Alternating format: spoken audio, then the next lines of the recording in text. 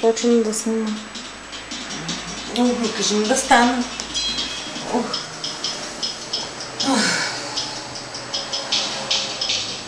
И какво да кажа сега? Чакай да се оправя малко.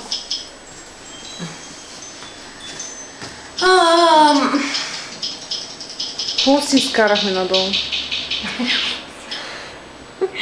Трябва да ми дадеш микрофон. Като интервю.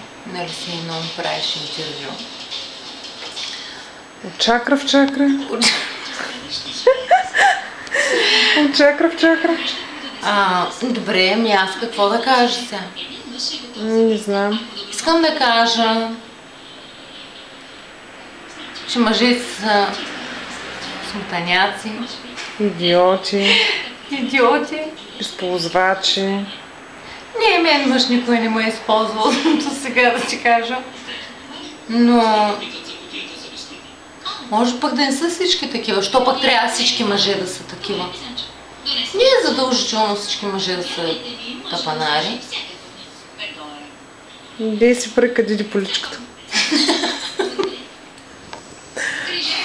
Караш ме да се смея да си показвам някои детайли. Може и че много ми е горещо. Чакай да включа климатика, че направо се сварих. И друго какво исках да кажа, че... Че за сега нищо смислено не казва. Стига... Бъди сериозна сега.